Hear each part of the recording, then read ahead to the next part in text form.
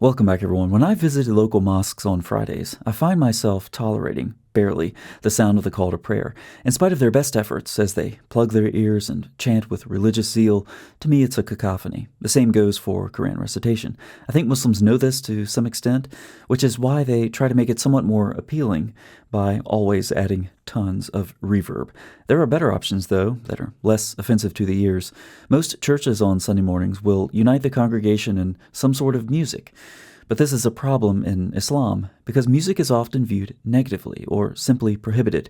This bias results in some Muslim scholars making broad pronouncements about music, proclaiming a sweeping condemnation extending back even before recorded history to the beginning of time itself. I'm simply being factual here.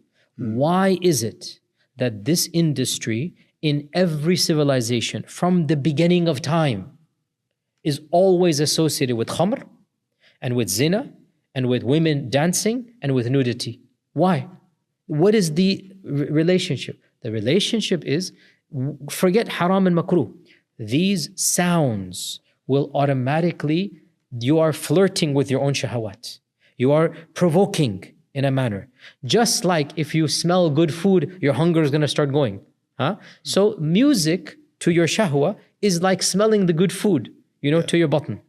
So Muslim authorities, as in the case of the one you've just seen, are frequently just echoing sentiments found in the hadith. Muhammad said bells are the instruments of Satan. Angels won't enter a house if it has bells in it, or accompany people who have bells. This is why in my video showing 50 Muslim sources for the satanic verses, I introduce each source with a bell. It just seems fitting.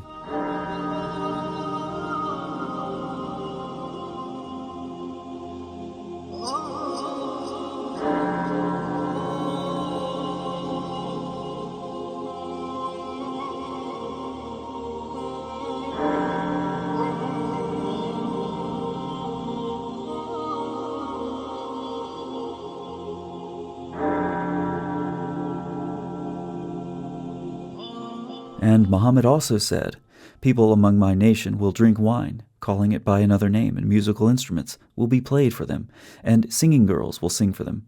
Allah will cause the earth to swallow them up, and will turn them into monkeys and pigs." Muhammad also said that singing produces hypocrisy in the heart, and that two voices are cursed in this world and in the hereafter, a flute at the time of celebration and wailing at a time of calamity. Muhammad also said that Allah sent him as guidance and mercy to believers, and commanded him to do away with musical instruments, flutes, strings, crucifixes, and the affair of the pre-Islamic period of ignorance.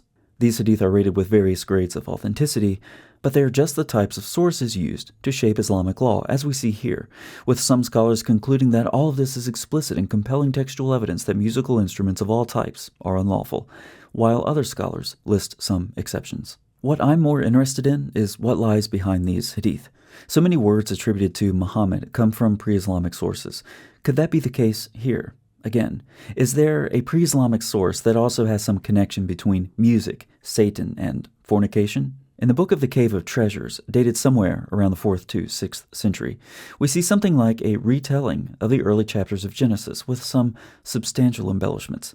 This section concerns the origin of musical instruments and their effects on society. Lamech was not a good guy in Genesis, and it turns out that his sons made all kinds of instruments of music, reed instruments, harps, flutes, whistles, and the devils went and dwelt inside of them. When men blew into the pipes, the devils sang inside of them, and that's how the sounds were produced. One of his sons also made cymbals and drums, and lasciviousness and fornication increased among the children of Cain, and they had nothing to occupy them except for fornication.